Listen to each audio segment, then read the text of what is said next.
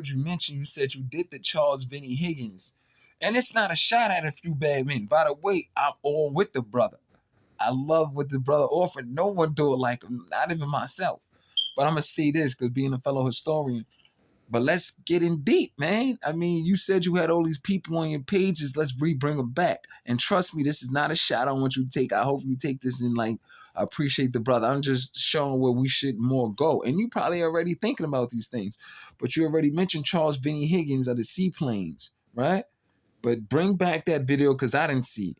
And there might be some things that you might teach me that I ain't know about Charles Vinny Higgins. But let's dig deeper. Let's talk about not even just Bumpy Johnson. Everybody talk about Bumpy too. Big him up. A lot of people don't talk about Hewlett. What's his name? Hewlett Bub though, who the guy that taught Bumpy though. You see, he was the first actual real black dude that put Bumpy Johnson on. We know that.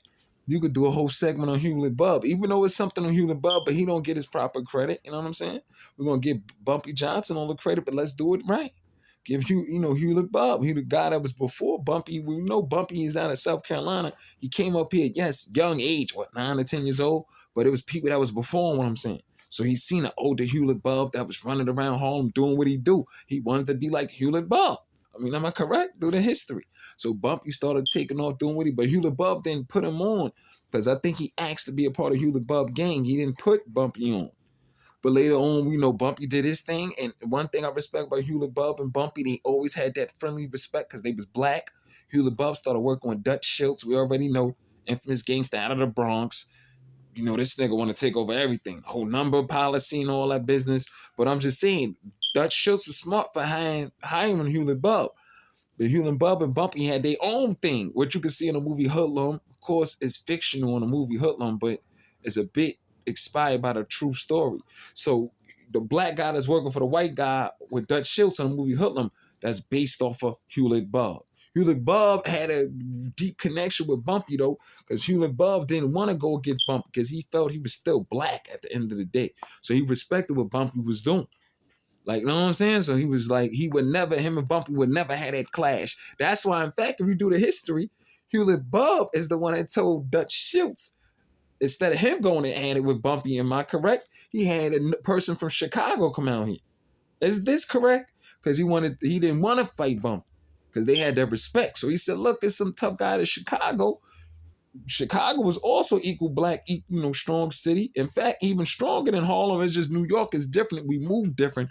So it's just it's just unique. It's different from, New York is its own Brooklyn, Queens, Harlem, it's different. But Harlem is not a whole town, not a whole city. I mean, it's, what is it, 40-mile blocks, they said? 40-mile block radius from east and west to make up the whole Harlem. That's 40 blocks. But what I'm saying, that's not a whole, borough. Like Brooklyn is a whole borough. You see, Queens. So Chicago, that's a whole city, what I'm saying. So it's just Harlem is that unique. That's why they say Harlem World.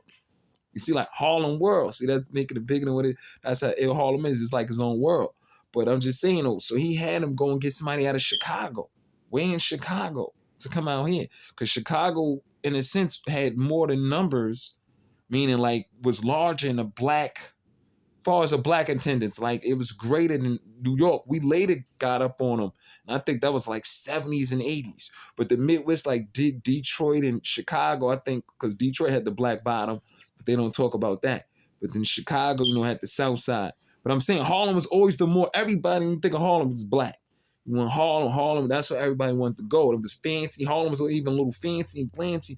Limousine, the first black limousine, what's her name? Madam C.J. Walker. It's a lot of history with Harlem. But even with black banking, though, they tell you about Black Wall Street, but it's deep with Harlem. But what I'm saying is he didn't want to fight Bumpy. He had somebody go way out in Chicago, get the supposedly toughest black guy in Chicago to come out here just to fight Bumpy. So it's a lot of deep in the story, but we're going to get in deep. Let's talk deep, brother. This is going to be one more bonus.